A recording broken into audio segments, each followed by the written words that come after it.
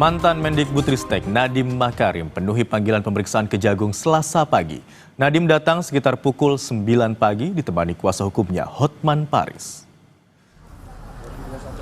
Pemeriksaan ini merupakan kali kedua Nadiem datang sebagai saksi atas kasus dugaan korupsi yang terjadi di Kemendikbudristek tahun 2019 sampai 2022.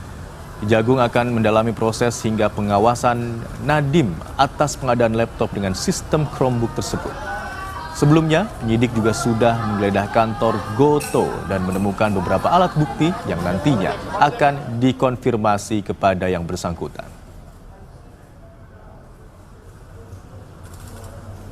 Informasi soal pemeriksaan mantan Mendikbudristek Nadiem Makarim kita tanyakan kepada jurnalis Kompas TV Eril Wiranata dan juru kamera Junaidi Saputra. Selamat siang Eril. Ini pemeriksaan kedua Nadiem di Kejagung terkait dengan dugaan korupsi laptop. Lalu apa informasi lebih lanjut soal pemeriksaan hari ini? Siang Imron dan saudara, memang sudah hampir 3 jam Nadiem Makarim bersama kuasa hukumnya melakukan pemeriksaan di Kejagung, yang dimana ini merupakan pemeriksaan kali kedua bagi Nadiem Makarim atas dugaan kasus korupsi yang terjadi di Kemendikbudristek pada tahun 2019 hingga 2022.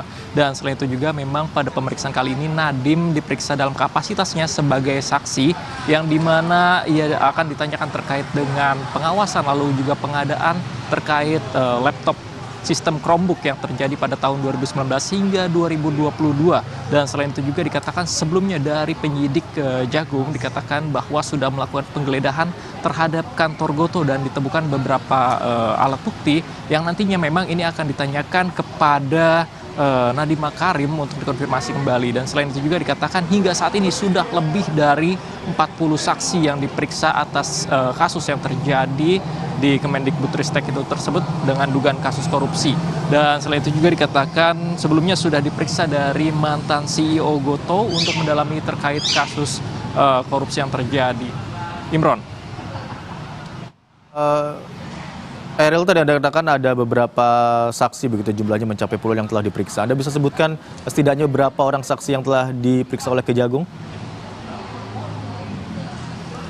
Imron, memang sudah lebih dari 40 saksi yang diperiksa atas kejadian kasus dugaan korupsi yang terjadi di Kemendikbudristek pada tahun 2019 hingga 2022. Di antaranya adalah 3 staf sus Nadiem Makarim yang juga ikut akan diperiksa. Maksudnya diantaranya adalah Fiona, kemudian juga Juristan, lalu Ibrahim Arif.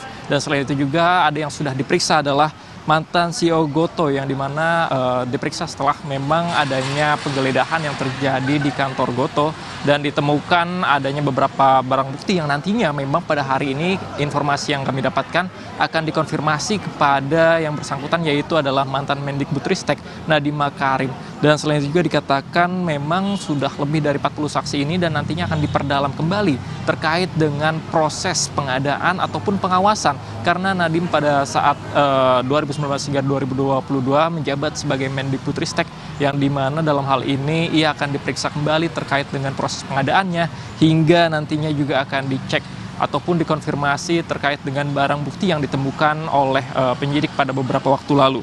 Dan selain itu juga terkait dengan proses prinsip-prinsip pengadaan tersebut nantinya akan ditanyakan kepada Nadiem Makarim oleh Kejaksaan Agung. Dan memang ini merupakan panggilan kedua ataupun pemeriksaan kedua maksud saya, yang dimana sebelumnya pada minggu lalu Nadiem Makarim sempat tidak hadir dan meminta ditunda untuk pemeriksaan keduanya, dan hari ini Nadiem hadir sejak pukul 9 dan hingga saat ini sudah hampir 3 jam pemeriksaan, dan nantinya kita akan tunggu kembali hasil dari pemeriksaan yang dilakukan oleh Kejagung. Imron. Baik, sejak datang pukul 9 tadi, sekitar 3 jam hingga sekarang Nadiem masih berada di gedung Kejaksaan Agung. Kemudian yang menjadi fokus pemeriksaan hari ini adalah terkait dengan pengawasan dan pengadaan laptop berbasis Chromebook yang dilakukan di tahun 2019 hingga tahun 2022. Terima kasih atas laporan Anda, jurnalis Kompas TV Eril Wiranata dan juru kamera Junaidi Saputra. Kita beralih ke informasi lainnya, Saudara. Presiden Prabowo